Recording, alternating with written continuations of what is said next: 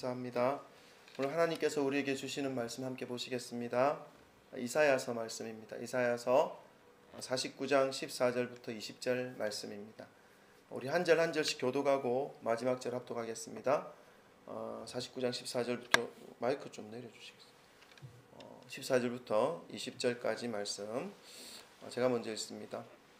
오직 시온이 이르기를 여호와께서 나를 버리시며 주께서 나를 잊으셨다 하였거니와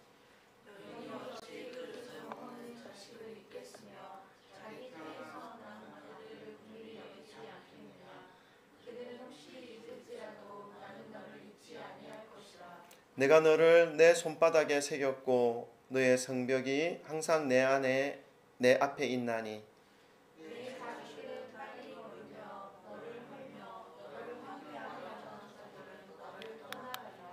내 눈을 들어 사방을 보라. 그들이 다 모여 내게로 오느니라. 나 여호와가 이르노라. 내가 나의 삶으로 맹세하노니 너가 반드시 그 모든 무리를 장식처럼 몸에 차며 그것을 띠기를 신부처럼 할 것이라.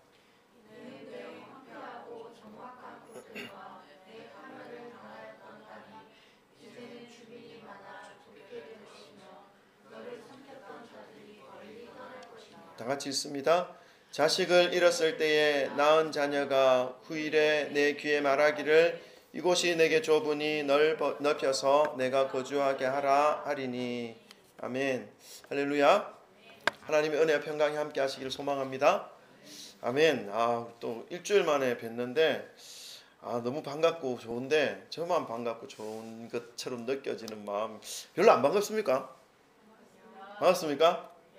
네, 그럼 우리 한번 웃읍시다. 옆에 보시면서 한번 살포시 한번 웃어주십시다. 아멘. 감사합니다. 네, 우리 오늘도 말씀 듣기 전에 우리 돌아보시면서 사랑합니다, 축복합니다, 잘 오셨습니다 인사드립시다. 사랑합니다, 축복합니다, 잘 오셨습니다. 할렐루야. 네, 아멘. 어제 우리가 그 전도 축제, 전도 잔치 이제 아이들, 초등학생 아이들 대상으로 했는데 우리 주일학교에 그 학생이 한 명 내지 두 명, 고정적으로 오는 친구는 한 명, 가끔 왔다 갔다 하는 친구 한 명, 그러니까 한 명 내지 두 명인데 그 친구들도 다 왔고 또 그 친구들을 통해서 친구들도 왔고 또 우리 잽스 하는 영어 교실하는 친구들도 와서 친구들과 함께해서 한 11명 정도 와서 이제 떡볶이도 먹고 붕어빵도 먹고 이렇게 게임도 하고 했는데 참 보기가 너무너무 좋았습니다. 근데 좀 아쉬운 마음은 뭐냐면 다 교회를 다니는 친구들인데 이제 말하는 언어 습성이나 이런 것들이 조금 집에서 조금 교육이 좀 필요하겠다 하는 그런 부분들이 조금 느껴졌습니다. 우리가 믿음의 삶을 살아가게 될 때 가정에서 우리 정말 믿음의 모습을 살아가는 것이 중요하겠다 하는 생각을 가집니다. 오늘도 말씀을 통해서 우리의 믿음의 삶, 가정에서의 삶을 말씀과 함께 살아내시는 그러한 저와 여러분 되시기를 소망합니다. 이사야서에는 유다의 멸망의 이유에 대해서 설명하고 있습니다. 그러니까 이스라엘 나라가 북쪽 이스라엘, 남쪽 유다라는 사실을 알고 있죠. 북쪽 이스라엘이 먼저 망했습니다. 그리고 남쪽 유다 나라도 이제 그 200년 후에 망하게 되죠. 근데 이 남쪽 유다 나라가 망하는 이유에 대해서 이 이사야서는 설명해 주고 있습니다. 그리고 그 멸망 과정과 함께 대부분의 사람들이 이 바벨론, 이 유다 나라를 멸망시킨 바벨론이라는 나라의 포로로 잡혀가는 그 과정이 기록되어져 있습니다. 자신의 나라가 망한 이후에 적국의 포로로 잡혀가서 생활한다는 것이 그렇게 쉬운 삶은 아니었을 것입니다. 그리고 우리나라는 일제 강점기 36년입니까? 38년에 그 강점기를 역사를 통해서 알고 있기 때문에 그 남의 나라의 압제에서 살아간다는 것이 얼마나 치욕스럽고 어려운 인생인지를 다른 민족보다는 잘 알 것입니다. 슬픈 일이죠. 그 슬픔에 대해서 시편 137편이라고 하는 이 시가 이스라엘 민족, 바벨론으로 포로로 끌려간 이 이스라엘 민족들이 얼마나 슬퍼했는지 그 한 단면을 소개해 주는 시가 있습니다. 시편 137편 1절부터 3절인데 준비되어 있을 겁니다. PPT 한번 읽어볼까요? 네, 우리 다 같이 한번 읽어보십시다. 다 같이 읽습니다. 시작. 우리가 바벨론의 여러 강변에 앉아서 시온을 기억하며 울었도다.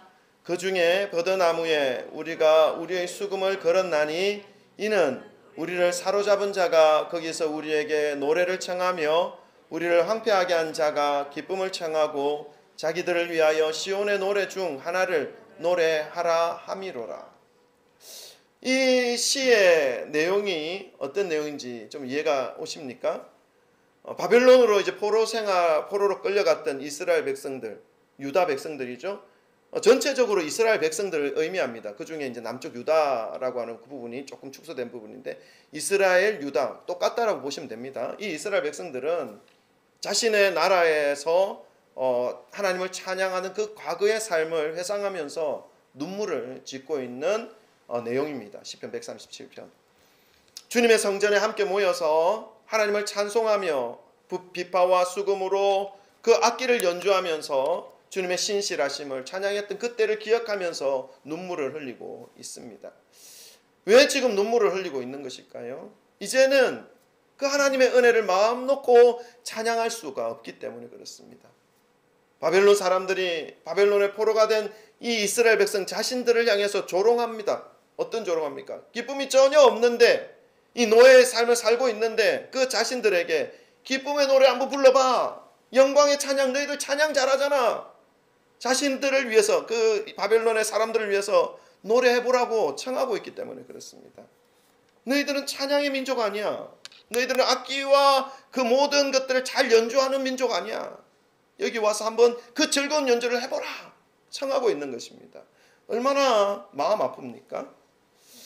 이스라엘 백성들은 자신들이 타던 그 악기들을 바벨론 강변 버드나무에 걸어놓고 현실의 이 답답함과 이 과거에 누렸던 그 자유와 기쁨이 교차되는 그런 감정을 가지고 지금 울고 있습니다.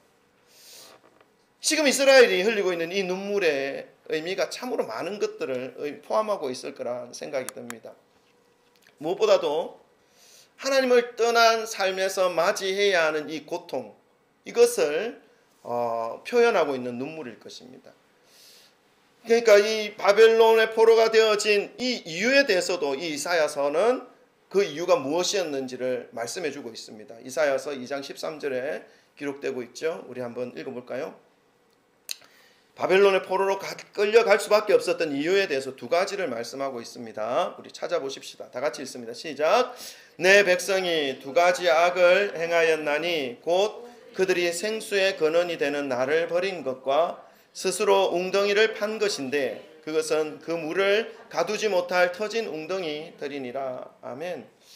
두 가지 악 때문에 바벨론의 포로로 끌려갈 수밖에 없었다라고 이사야는 말씀하고 있습니다. 그것은 첫 번째로 생명의 근원 대신, 생수의 근원 대신 여호와를 떠난 것. 여러분, 인생의 생명을 더욱더 행복하게 누릴 수 있는 가장 좋은 방법은 여호와 하나님 앞으로 나아가는 것입니다. 그런데 우리의 행복을 찾기 위해서 누구나 행복을 찾기를 소망하죠. 그래서 행복을 찾기 위해서 세상으로 달려갑니다. 그리고 누군가에게 또 의지합니다. 여러분, 이것이 행복한 삶을 보장할 수 없다라는 사실을 빨리 깨달으면 행복해질 수 있습니다. 우리의 참된 행복은 우리의 생명 근원 대신 하나님께 갈 때에 우리의 영과 육이 행복해진다는 사실을 성경은 말씀해 주고 있습니다. 근데 이스라엘의 그 유다 백성들은 생수의 근원, 생명의 근원 대신 여호와 하나님을 떠났다. 그것이 첫 번째 악이었다라고 말하고 있죠. 그리고 또 두 번째는요. 그래서 떠나서 스스로 웅덩이를 팠다는 것입니다. 물을 가두기 위해서 어떤 그 물을 파내기 위해서 얻어내기 위해서 웅덩이를 팠다는 것입니다. 그런데 그 물이 터진 웅덩이, 물을 모을 수 없는 웅덩이, 물이 터져 나오지 않은 그 메마른 웅덩이를 계속해서 하염없이 팠다는 것입니다. 여러분, 인생이 웅덩이만 파다가 늙어가는 인생 되어지지 않기를 소망합니다. 하나님의 간섭을 받고 사는 것이 싫어서, 내가 원하는 대로 좀 더 살고 싶어서, 이렇게 하면 내가 원하는 것을 좀 더 빨리 손에 넣을 수 있을 것 같아서 이스라엘은 하나님 앞에서 두 가지 죄악을 저질러 버립니다. 이 두 가지 죄악으로 인해서 멸망당할 것이라는 이 사실을 예레미야 선지자는 예언을 해 주었습니다. 그 예언을 듣고도 돌이키지 않았습니다. 자신들이 스스로 하나님의 품을 떠난 그 죄악으로 맞이하게 된 이 삶의 결과로 지금 이스라엘 백성들은 자신들보다 더 악한 민족으로부터 통치를 받고 있습니다. 조롱을 받고 있습니다. 그들의 악한 본성을 충족시켜줄 그 놀이개감으로 지금 전락해버린 삶을 살고 있습니다. 그 고통 속에서 눈물을 흘리고 있습니다. 또한 이 바벨론의 이 포로의 삶으로 살아가는 이스라엘 백성들이 흘리는 이 눈물은 고통의 눈물뿐만 아니라 후회의 눈물입니다. 하나님과 멀어지는 삶의 결과가 자신의 원하는 것을 얻는 것이 아니라 차갑고 쓸쓸해서 어떤 상황 속에서도 웃을 수 없는 그러한 삶의 결말로 나타난다는 사실을 깨닫고 후회하는 눈물이죠. 멸망당하기 전에 여호와의 선지자가 여호와께로 돌아가자 라고 외치는 그 음성에 귀를 기울이고 돌아갔더라면 오늘의 한숨과 이 눈물은 나에게 찾아오지 않았을 텐데 하는 후회의 눈물입니다. 여러분, 지금 이 바벨론 강가 한 버드나무 가지 위에 자신들이 타던 그 악기들을 올려놓고 수금과 비파를 걸어놓고 목 놓아 울고 있는 이 이스라엘 백성들의 이 울음의 의미 여러분 느껴지십니까? 여러분 속에 혹시 가슴속으로 이러한 울음을 울고 있는 분이 계십니까? 오늘 울고 있는 이스라엘 백성들에게 말씀하시는 이 하나님의 말씀을 들으시기를 바랍니다. 이 말씀으로 인해서 다시 하나님께로 더 가까이 다가가심으로 하나님께서 치료하시고 회복시켜 주시는 그 은혜를 누리시기를 주님의 이름으로 축원합니다. 이런 모든 상황과 감정을 종합해 볼 때 결론적으로 맞이하게 되는 감정이 무엇인지를 우리는 너무나 잘 알고 있습니다. 인생이 너무 빡빡하고 너무 힘들고 너무 괴로워서 어떻게 할 수 없는 그 상황 속에 몰려 있을 때 느끼는 감정이죠. 그게 무엇입니까? 희망이라는 것이 전혀 보이지 않는 절망의 감정일 것입니다.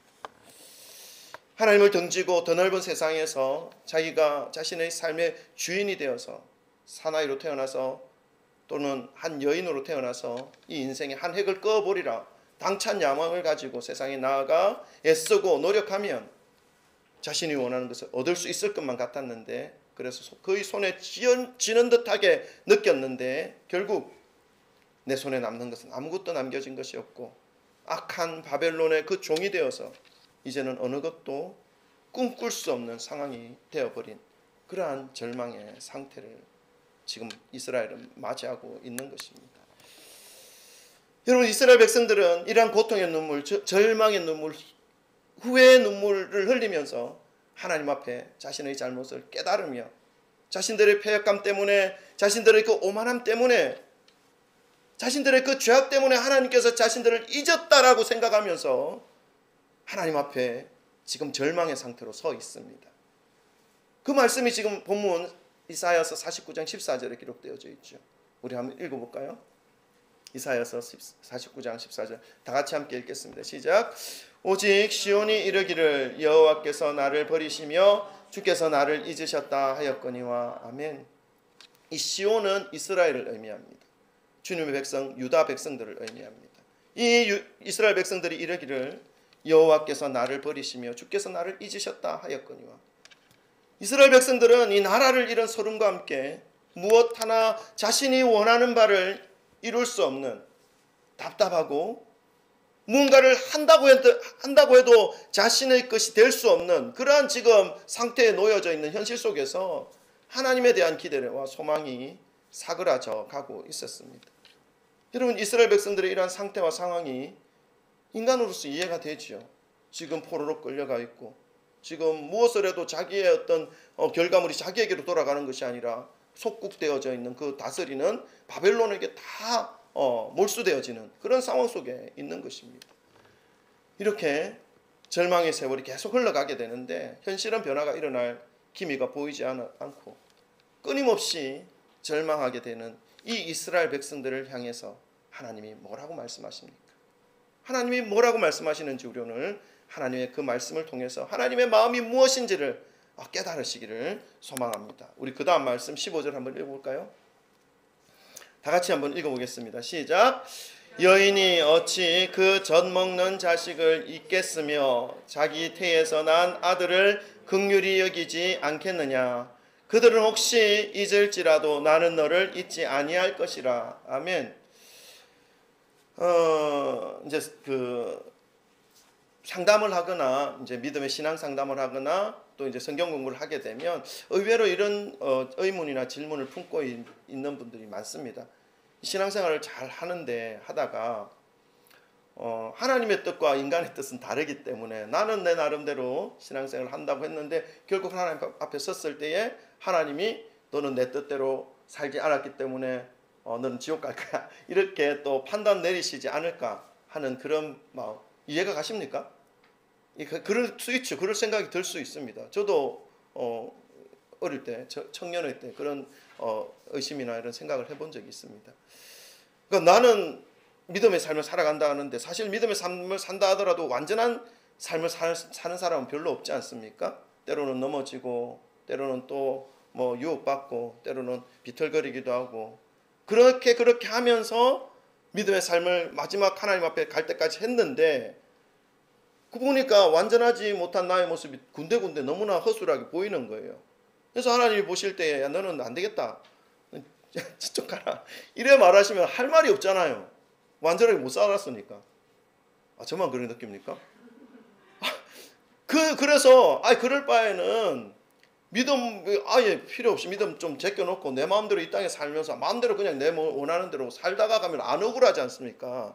이런 마음이 들잖아요.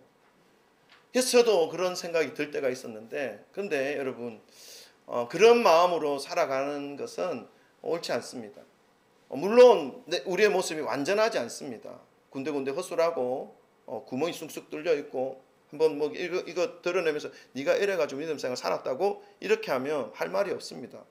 그러나 끝까지 믿음을 붙잡고 흔들리지만 비틀거리지만 유혹받고 넘어지고 쓰러지지만 다시 믿음의 말씀을 붙잡고 살아가게 될 때에 마지막에 하나님 앞에 섰을 때 어떻게 말합니까? 하나님 맞습니다. 저는 허술한 것이 너무 많고 유혹에 빠진 것이 너무 많습니다. 그러나 하나님 오늘 말씀을 보십시오. 여인이 어찌 젖먹는 자식을 잊겠으며 자기 태에서 난 아들을 긍휼히 여기지 않겠느냐. 그들이 혹시 잊을지라도 나는 너를 잊지 않겠다. 하나님 이렇게 말씀하지 않으셨습니까? 이 말씀 붙잡고 나가는 거예요. 하나님 저는 맞습니다. 더럽고 허술하고 비틀거리고 유혹에 빠진 맞습니다. 그러나 하나님이 이 약속 나에게 주셨기에 나 이 약속 믿고 붙잡고 여기까지 왔습니다 라고 하나님 앞에 고백하는 거예요. 그러면요 하나님 아무 말 못해요. 왜요? 하나님은 신실하신 분이기 때문에. 하나님은 하나님의 말씀을 반드시 이루어 주시는 분이기 때문에. 그래서 우리 이 말씀 붙잡고 조금 흔들리더라도 조금 돌아간 경험이 있다 하더라도 믿음의 길 그대로 하나씩 밟아가면 하나님이 기뻐하시는 줄 믿으시기를 바랍니다. 아멘. 아멘. 우리 학생들만 아멘. 뒤에는 아멘 안 하고. 아멘. 네, 아멘. 감사합니다. 지금 이 말씀은 여러분 이 49장 15절 이 말씀은 하나님의 말씀을 잘 듣고 순종 잘하고 살아가는 이스라엘 백성들을 향해서 하는 말씀이 아니지요. 그죠? 이들은 자신의 패역함으로 인해서 교만함으로 인해서 여호와 하나님 앞에서 스스로 떠나서 그 삶의 결과로 나라도 잃고 가족도 잃고 맞이하고 있는 이 포로 생활을 겪고 있는 이스라엘 백성들에게 하는 말씀입니다. 그 고통이 너무나 힘에 겨워서 이제는 더 이상 소망을 꿈꿀 수 없는 그 현실 속에 살아가고 있는 이 이스라엘 백성들에게 여인이 그 젖먹이는 아이를 잊어버린다 하더라도 나는 너를 잊지 못하겠다라고 고백해 주시는 하나님의 말씀입니다.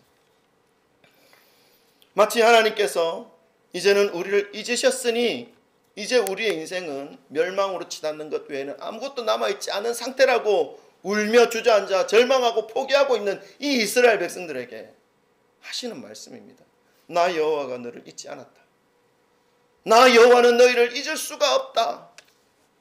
죄인인 인간들이 이해할 수 있는 가장 큰 사랑인 어머니가 자식에 대한 사랑, 그 사랑을 말씀하시면서 이스라엘에 대한 하나님의 사랑이 어떠한 사랑인지를 표현해주고 있습니다. 사실 자신의 젖을 먹고 있는 이 자신의 아이를 잊어버리는 어머니는 세상에 없습니다. 자신의 태에서 갓 태어난 아기를 긍휼히 여기지 않는, 사랑하지 않는 어머니는 세상에 없습니다. 누구나 다 잘 알고 있는 사실입니다. 이 부정할 수 없고 인간이 가질 수 있는 가장 고귀한 사랑이 바로 이 어머니의 사랑입니다. 그런데 이 부정할 수 없는 이 사랑이 부정되어지는 한이 있더라도 이런 절대로 일어날 수 없는 것 같은 일이 일어나는 상황이 되더라도 여호와 하나님은 그 사랑은 결코 변함이 없다라는 것을 표현하고 있습니다. 사랑하는 성도 여러분, 이 말씀은 하나님께서 우리를 대신해서 죽어주실 수도 있다라는 의미의 강도의 사랑입니다. 실제로 하나님의 품을 떠나 있는 저와 여러분을 위하여 하나님이신 예수 그리스도가 이 땅에 오셔서 그 생명을 십자가 위에 던져주셨습니다. 그 십자가 사랑이 저와 여러분을 죽음에서, 그 절망에서, 그 고통에서, 어둠에서 건져주신 것입니다.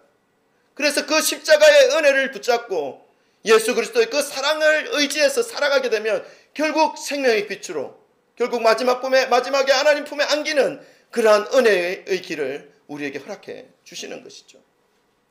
여러분 혹시 깊은 절망과 낭만 가운데 흐느끼고 있는 분이 계십니까?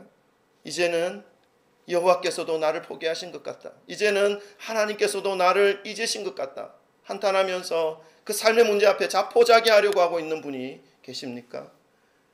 그러니 이제 얼마가 남아있는지 모르지만 내 삶을 그냥 되는 대로 이 땅에서만이라도 마음껏 즐기며 믿음을 내던지며 살아가자, 낙담 속에서 인생을 던지려고 하는 그런 마음을 가지고 있지는 않습니까? 여러분, 아직 끝나지 않았습니다. 비록 우리의 실수로, 우리의 죄악으로 궁지에 몰려있다 하더라도 탈출구가 보이지 않는 막다른 골목 앞에서 이러지도 못하고 저러지도 못하고 있는 그 형편에 놓여져 있다 할지라도 여러분, 지금 당하는 모든 형편을 하나님께서 다 알고 계신다고, 결코 잊지 않았다고, 결코 잊을 수 없다고 지금 하나님이 말씀하고 있습니다. 그러니까 절대로 절망하지 마라 라고 말씀하고 있습니다. 이쪽으로 이사를 와서 교회가 상가에 있다 이쪽으로 이제 이사 왔는데 벌써 한 2년이 지나서 이제 내년 4월이 되면 만 2년 되는 거죠. 맞죠? 제가 날짜 개념이 없어요. 막 너무 빨리 지나가는 것 같아요. 근데 뭘 해도 별로 효과가 없는 것 같아요. 뭐가 나타나면 좋을 텐데, 그죠? 그래도 하나님의 말씀을 통해서 제가 위로를 받고 또 힘을 얻는 것은 하나님이 함께 하신다. 나의 때가 아니라 하나님의 때에 하신다. 포기하지 마라. 그리고 절망하지 마라. 다시 일어나라 라고 말씀해 주시는 하나님의 음성을 듣고 다시 힘을 얻습니다. 여러분 같이 힘을 얻으시길 바랍니다. 아멘. 아멘. 계속해서 16장을 우리 한번 읽겠습니다. 16장입니다. 다 같이 읽습니다. 시작. 내가 너를 내 손바닥에 새겼고 너의 성벽이 항상 내 앞에 있나니. 아멘. 16절을 보니까 내가 너를 내 손바닥에 새겼다.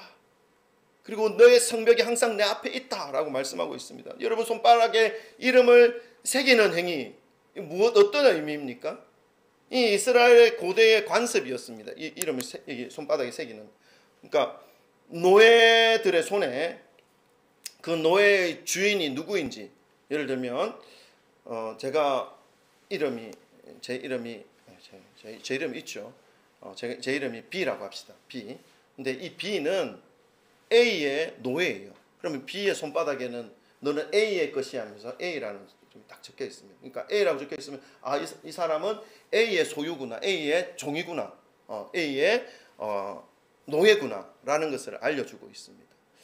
근데 하나님께서 그 손바닥에 우리의 이름을 기록해 놓았다는 거예요. 이스라엘의 주인이 되신 분이시면서 스스로 낮아지셨다는 것입니다. 그리고 자기의 모습을 비워서 실제로 종의 형체를 입고 이 땅에 오셨다는 것입니다. 그리고 그 이름 적혀 있는 그 이름들을 위해서 실제로 생명을 바쳐 사랑해 주셨다는 것입니다. 그런 의미가 손바닥에 내가 네 이름을 새겼다라고 하는 의미가 있는 것입니다. 내가 너를 내 손바닥에 새겼다. 이 말씀이 하나님께서 자신을 낮추시면서까지 자기 백성을 기억하시는 분이라는 것을 말씀해주고 표현해주고 있는 것입니다. 그러니 여러분, 우리가 할 것은 무엇입니까? 절망하는 것입니까? 포기하는 것입니까? 절대로 그렇지 않다는 것입니다. 다시 한번 믿음을 붙잡고 말씀을 붙잡고 조금이라도 더 인내하면, 조금 지나지 않으면 하나님께서 피할 길을 주시며 또 하나님께서 새로운 것들을 보여주신다는 것을 분명히 말씀하고 있습니다. 이 말씀을 믿으시기를 주님의 이름으로 축원합니다. 여러분, 우리 옆에 분에게 우리 좀 말씀해 드릴까요? 뭐라고 말씀, 기대가 되지 않습니까? 하나님을 기대합시다. 우리 옆에 분에게 고백해 드립시다. 시작. 하나님을 기대하십시다. 아멘. 뭐 기대하기 싫습니까? 근데 왜 이렇게 한 번 더 합시다. 포기하지 맙시다. 포기하지 맙시다. 아멘. 예, 포기하지 않겠습니다. 저에게 하시는 말씀, 저에게 하는 말씀 뿐만 아닙니다. 여러분, 하나님께서는 이스라엘을 절대 잊지 않을 것을 말씀하신과 동시에 이스라엘을 괴롭혔던 모든 세력들이 이제 사라지게 될 것이다. 그리고 잃어버렸던 그 주님의 백성들이 다시 돌아와서 옛 명성을 되찾고 오히려 그 장소가 비좁아서 더 큰 장소에서 거주하게 될 것을 약속하십니다. 오늘 본 말씀 17절부터 20절까지 말씀 우리 조금 길지만 한 목소리로 함께 합독하겠습니다. 17절부터 20절까지 다 같이 읽습니다. 시작. 내 자녀들은 빨리 걸으며 너를 헐며 너를 황폐하게 하던 자들은 너를 떠나가리라. 내 눈을 들어 사방을 보라. 그들이 다 모여 내게로 오느니라. 나 여호와가 이르노라. 내가 나의 삶으로 맹세하노니 너가 반드시 그 모든 무리를 장식처럼 몸에 차며 그것을 띠기를 신부처럼 할 것이라. 이는 내 황폐하고 적막한 곳들과 내 파멸을 당하였던 땅이 이제는 주민이 많아 좁게 될 것이며 너를 삼켰던 자들이 멀리 떠날 것이니라. 자식을 잃었을 때에 낳은 자녀가 후일에 내 귀에 말하기를 이곳이 내게 좁으니 넓혀서 내가 거주하게 하라 하리니. 아멘. 뭐 여러 가지 의미가 들어 있지만 결국은 하나님께서 그 모든 우리 억압하고 그 고통을 주었던 그 모든 존재들을 제거하게 하시고, 그리고 잃어버렸던 모든 것들이 다시 되찾아오게 될 것이고, 그리고 그 거주하던 그 땅이 좁아서 더 큰 땅으로 하나님께서 인도하실 것이다 라고 하는 그러한 축복의 메시지입니다. 사랑하는 성도 여러분, 오늘 말씀을 통해서 하나님께서 저와 여러분에게 주시는 이 회복과 축복의 말씀을 마음에 새기시기를 주님의 이름으로 축원합니다. 지금의 현실적 고통과 괴로움은 영원하지 않습니다. 그러나 이 고통 후에 다가올 하나님의 그 영광, 하나님의 그 축복은 이것과 좋게 비교할 수 없는 영광이라는 사실을 성경은 말씀하고 있습니다. 그렇지만 이 고통의 현실 속에서 반드시 깨달아야 하는 것이 하나 있습니다. 그것은 나에 대한 부인입니다. 이 고통과 이 현실을 내가 해결할 수 있다라고 생각하는 이 자신감을 거부해야 합니다. 나에게는 나의 삶에 대한 형편과 환경을 해결할 힘이 없다는 것을 인정하게 될 때에 나 자신을 의지하던 것이 이제 의미가 없구나 하는 것을 깨달을 수가 있습니다. 이 어려움을 극복할 힘이 나에게 있다고 믿고 있는 한 하나님의 능력이 나에게 개입하여서 나를 압도해 주실 공간이 내 마음속에 없기 때문에 그렇습니다. 어쩌면 하나님은 이러한 마음을 내려놓고 하나님을 붙잡을 때까지 기다리고 계실 수도 있습니다. 오늘 이스라엘 백성들도 절망 속에서 모든 희망이 끊어진 상태에 몰려 있을 때에 스스로로부터는 어떤 소망도 없다는 것을 발견한 그때에 하나님께서도 이런 구제불능의 인간을 더 이상 생각하지 않으시고 포기할 것이다 라고 인정할 그때에 하나님께서 포기하지 않았다라고 하는 이 사랑의 음성을 아주 직접적으로 말씀해 주고 있는 음성을 듣게 됩니다.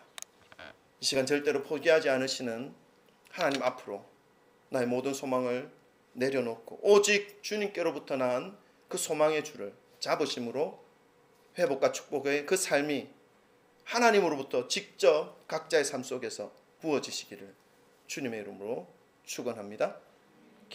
우리 기도하기 전에 우리 찬송 한번 합시다. 모든 것을 하나님께 맡기고 주님의 은혜를 붙잡는 그런 찬양입니다. 아무것도 두려워하지 말라. 우리 찬송 드립니다.